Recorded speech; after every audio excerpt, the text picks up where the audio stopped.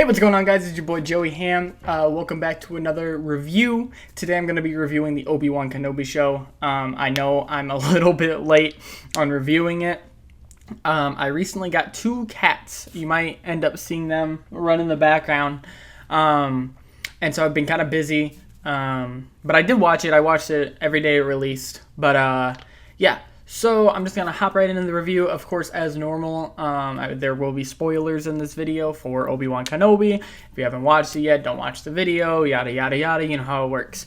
So I liked Obi-Wan. I like Obi-Wan as a character a lot. Ewan McGregor is great. As usual, I love the prequels, as you probably know from if you've watched my Star Wars tier list.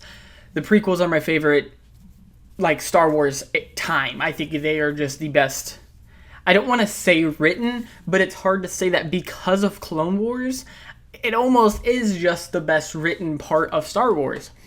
I think the time period is just more interesting. The clones and the separatists, technically the rebellion and the Republic and the separatists are just infinitely more enjoyable and interesting, I feel, than the Empire and the Rebellion. Or the First Order and the Rebellion.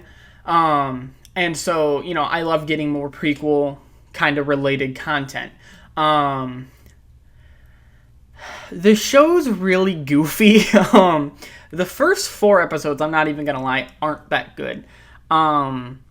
It's just weird. I don't know, some of the choices they made. I love the actors and the actresses and the characters they portray.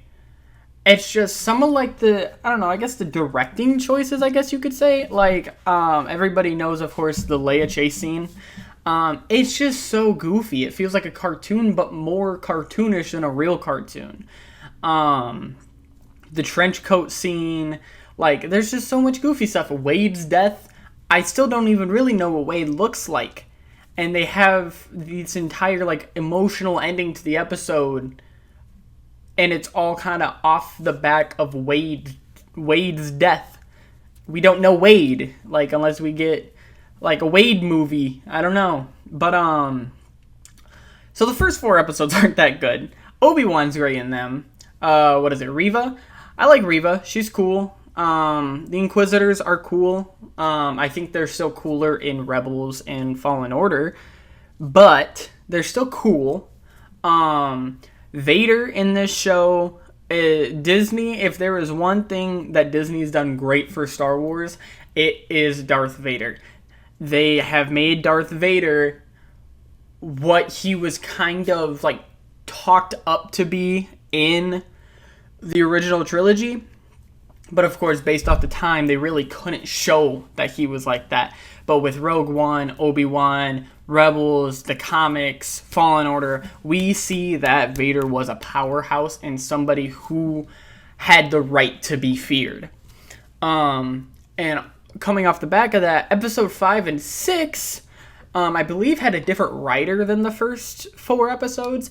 And episode 5 and 6 were so cool. It was just some of the coolest Star Wars that we've gotten in a very long time.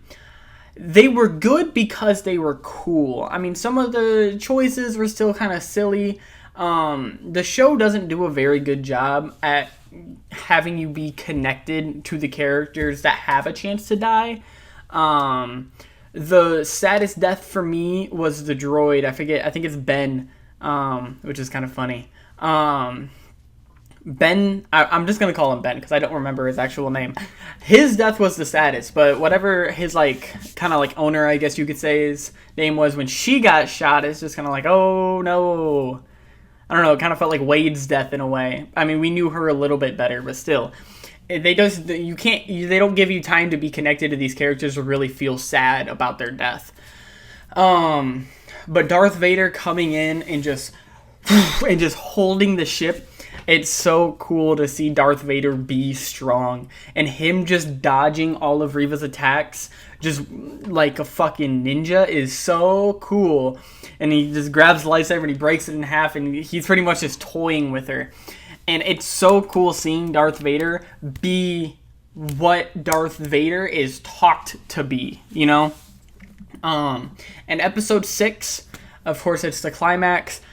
The whole stuff with Reva and Luke was kind of weird to me. I don't know, because of course they couldn't really make Darth Vader the sole antagonist of the show because he can't go to Tatooine or anything like that because of canon. But like, I don't know. I feel like Reva's end could have just been in episode 5 when she got stabbed. Also, that's another kind of gripe I have. Because of this show, we've now seen 2 dark side users in the same show get stabbed and just survive because of revenge. And, you know, I know Darth Maul, Darth Vader, kind of Emperor Palpatine, they've all survived too. I just don't like the idea of essentially dark side users just can't be killed if they're angry enough. You know, like the meme was like, man too angry to die? That's just dark side users now. Like, Savage Opress shouldn't have died. He should have just been angry, and then he would have lived. But yeah, the Reva and Luke stuff was kind of silly. It was cool seeing Uncle Owen and Aunt Beru just kind of like go hard. I mean, I don't know why. Like, I guess living on Tatooine, you kind of need to like keep weapons around to protect yourself. But I just thought it was really funny, her just being like, nah, we're just gonna fight, and just pull a rock over and just pull out 2 guns. It's so, I don't know, it's like they were just prepared for this moment to just take on a technical Sith. Before I get to the final battle, I loved the flashback scene of Anakin and Obi-Wan dueling during Attack of the Clones. I wish we got more flashbacks. I think the show could have, because they kind of made you think that they were going to do more flashbacks with the way they were kind of promoting the show. But we got the one, and the one was great. It was so cool to see. But I wanted more. I wanted more flashbacks. I was hoping for some Clone Wars era flashbacks. I was hoping for some more clones. It was cool seeing kind of the clone veteran post-war, and I saw a post about it, and it was really cool because it's like that just kind of shows how Anakin changed, because like in the Clone Wars, Anakin cared so heavily for the 501st, like those were his men, and then we see a 501st trooper just kind of thrown to the side, homeless, begging for food, and I think that just is a really cool showing of how Anakin's changed. But yeah, so the final battle between Darth Vader and Obi-Wan, probably my 3rd favorite Star Wars lightsaber duel.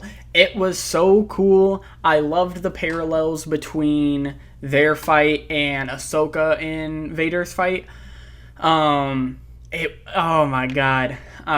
Just out of curiosity, my rankings go Ahsoka versus Darth Maul in Season 7 of Clone Wars, Duel on Mustafar, and then this one.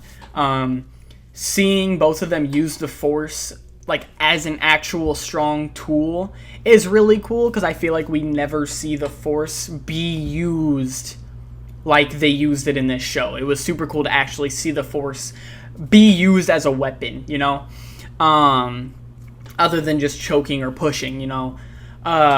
Vader getting the high ground was really cool. It was a really cool callback.